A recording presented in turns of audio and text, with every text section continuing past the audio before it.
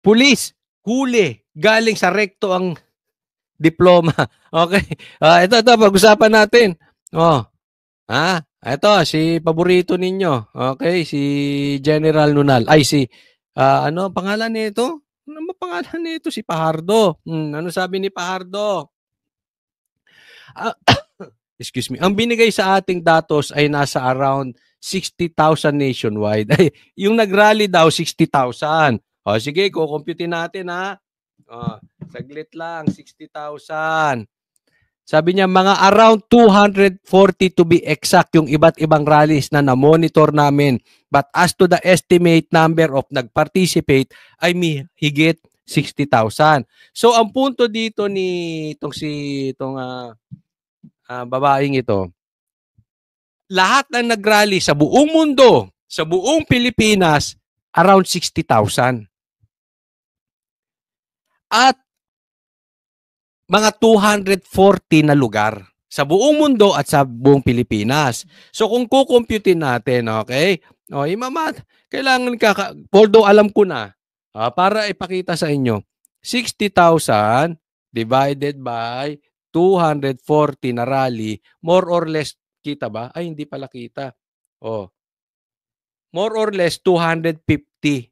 So sa madaling salita, more or less, mga 250 kada rally yung mga nag-attend. Ganun kakonti. Ako nagtatanong sa'yo, saan ba galing yung diploma mo? Parang peke. Ako sa tingin ko sa tingin ko lang naman, this is my opinion. Pagka ganito ka, kikita mo yung crowd sa likod, sa tingin mo nasa 250 yan. Kasi ganun lumalabas eh. Sa tingin mo, sa 250 yan? Yung crowd na lang sa Davao. Ang sabi nila dyan is around 350,000. Tingnan mo na lang, Davao lang yan yung nasa screen. Hindi nga po pwedeng 60,000 lang yan eh. Davao itself wala pa yung sa Manila. Wala pa yung sa Mindiola. Wala pa yung sa Cebu. Wala pa sa buong Pilipinas. Wala pa yung sa Netherlands. Ultimo sa Netherlands, ang dami. Ako talaga, in my opinion, baka galing sa recto diploma nito. Or kung tunay man ang diploma nito, palagay ko dapat bumalik sa kolehiyo to. Ang layo. Ang layo po. Napaka-imposible. It's impossible. Para mong sinabi bukas, hindi na sisikat ang araw. Para mong sinabi bukas, ang presidente, hindi. Bukas, hindi na ulit uulan ever sa Pilipinas. Ganun na sinasabi na itong ano na to. Paniniwalaan nyo ba ito? Ito rin yung babae na sinabi, yung humuling pulis, kay Tatay Digong hindi umiiyak, nagpupunas ng pawis. Alam mo, ito it shows na ang pulis Torre, yung mga kakuntsaba ni Torre, pare-pareha silang sinungaling.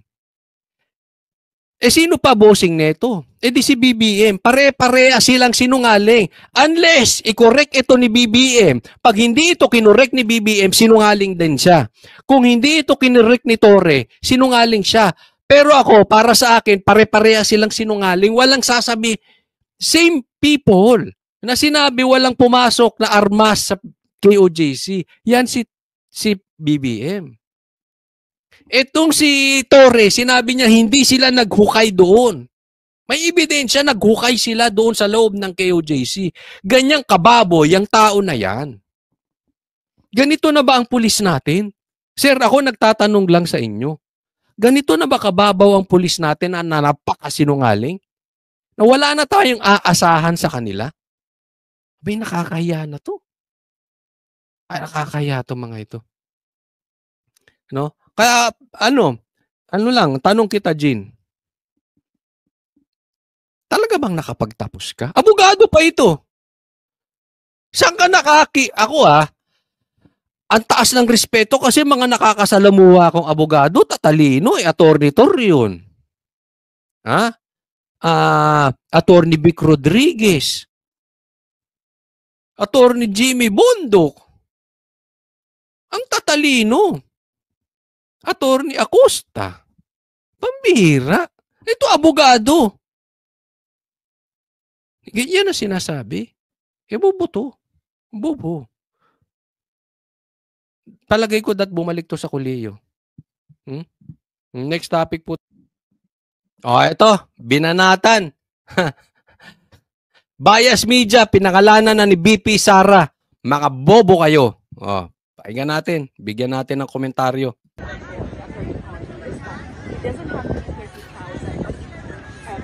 They have to prove that it's systematic and it's sabi sa press conference. Yes, but you have to prove that there were 30,000 victims. Ang pinag-uusapan dito, ang sinasabi kasi ng media, 30,000. Pahamak tong media 30,000 sila ng 30,000 ng 30,000. Yun ang pinick up ng ICC. Isipin mo, ang ebidensya ay pinick up ng mga katulad ni Marcos, 30,000. Kakaano nila, hindi ko nga alam kung kasalanan ng media o si Marcos, pinipid ng media, yan ang ibalita nyo. But definitely, etong mga bias media na ito, sila yung nagsasabi ng 30,000 yung napatay ni PRRD. Pagdating sa iilan lang. So how can you prove systematic killing of 30,000 victims if you do not have the names of 30,000 victims? Oo, kasi ang dali naman sabihin, ito biktima, ito biktima, ito biktima, ito biktima. Ba't hindi nyo ilagay yung pangalan? Alam mo, pinapaikot-ikot tayo. Sabi, alam mo, sagot pa ng isang bobong abogado. Kung gusto nyo ng, paharapin nyo si BP Sara sa ICC. Hindi. Kayo ang nagdidemanda Kayo nag-a-accuse ng merong pinatay si Tatay Digong ng 30,000. Bakit hindi nyo ngayon patunayan sa ICC? Kami paharapin nyo sa ICC. Ganun ang lumalabas. Ba't daw hindi harapin ni BP Sara ang ICC? Kagaguran din, no? Kagago na itong mga ito. Pinagbintangan nyo ang pamilya Duterte, tapos yung burden of proof nilagay nyo sa kanila. Excuse me po, anong klase kayong abogado? Abogado nga ba kayo? Kayo magpatunay.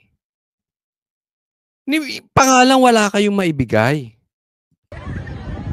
So, really, truly, wala naman kaming magawa sa media, pero nakikita ko talaga sa lahat ng articles, war on drugs, killing thousands, and yet we have 181 pieces of evidence, and we don't even have victims. 43 counts of murder. Ilan daw? 43 counts of murder. 43 lang. Meron pa pinag-uusapan, 181 pieces of evidence. Ang layo sa 3,000, no? Ganyan po kagago ang media. Kaya nga tatanungin ko kayo ulit. Diba? Tanong ko kayo, sino ba ang media ngayon, news media na maaasahan na hindi nagbabalita ng fake news? Ilagay nyo dyan. Sinong mainstream media lang ang may katotohanan? Even 50. So where is the system there of killing thousands? No. Sorry. Bobo yung abogado nila. Ayun, bobo. Bobo. Ako I agree with you, BP Sara. Bobo talaga yung abogado nila. Tapos, ang isasalang pa si BP Sara. Ma'am, last na lang from my end. You have so much on your plate. Birthday ng presidente, you are the vice president, malayo kayo sa pamilya niyo na nasa Pilipinas. How do you manage? Paano ang strategiya ninyo to balance your family? Pag-aalaga sa pamilya, pati na po itong mga problema ang pinaparapan and for yourself? Well, nung dumating si Hanilet, ay nakalibot na ako ng maayos. Napuspos ko na yung mga dapat pusposin, ma'am. Na-shave ko na yung aking legs. Nagupitan ko na yung aking kuko nung dumating si Hanilet. So, ang that point, okay na ako.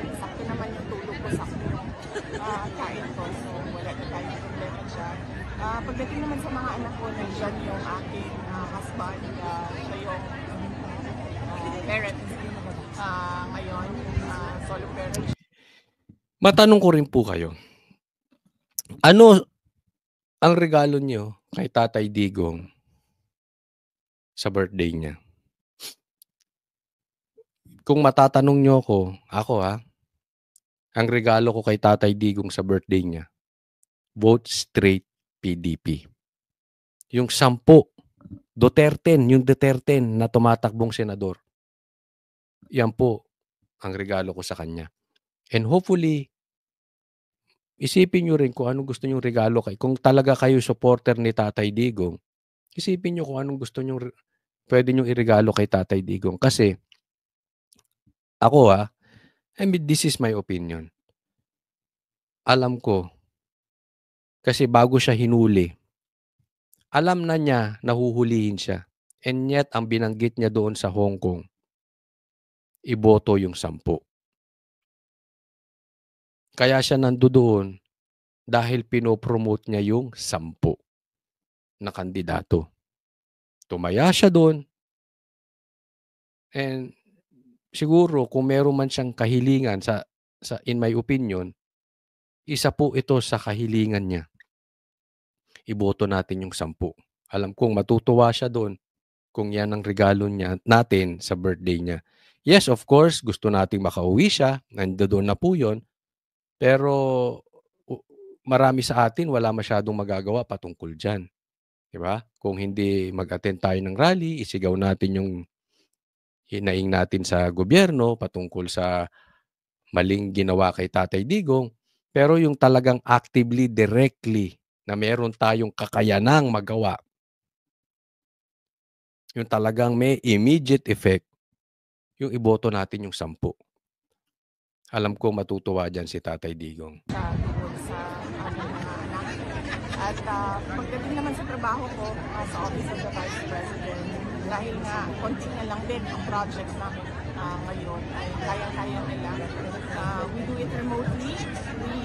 They give me updates every morning sa kanilang time, and then I give them replies every morning sa time namin sa sistema kami report sa Office of the Vice President. And yes, organizing the team, the support team of the legal team of President Duterte, the support team of President Duterte. Ito po sinabi ni BP Sara, no, isa sa binanata niya rito yung kung tama ako ng pagkakaalala, isa dito yung Rappler, no. Kasi yung bintang ng 30,000, alam mo style komunista yan eh. Hindi ko sinasabing yung Rappler na style komunista, pero kayo na lang mag-isip dahil malayo sa katotohanan. I will stand na walang magrarally ng ganito kadami sa buong mundo, pupunta sa Netherlands para gumastos, magpaliban sa kanilang trabaho, at mag-effort, magsakripisyo, pumunta dyan, mag-rally sa buong mundo. Kung meron talagang napatay si Tatay Digong na 30,000, malabo po yun. Maganda na rin, dinerecho na rin ni BP Sara itong mga media. Kasalanan eh. Kasalanan ito ng media. Alam mo, ang media dapat, para sa akin, tayo ang nagiging kasangkapan ng katotohanan. Tayong media ay hindi dapat nababayaran. Tayong media ay hindi dapat pumapanig kung kani-kanino sa maling paraan. Pagkita nyo na. Kasi, alam mo mga Pilipino, alam nyo namang matatalino tong media na ito eh. So I will not believe na naloloko sila. Really, I don't believe that. Hindi sila naloloko. Matatalino yan. Mas matatalino yan kaysa sa akin. Pero ba't niloloko nila taong bayan? Alam nila eh. Bayad ba sila? Hindi ko alam. Gumaganti kay Tatay Digong? Maybe. Pero hindi dapat ganun. Kayo ang nagsimula niyang 30,000. Sana sinasabi ninyo, responsible broadcasting.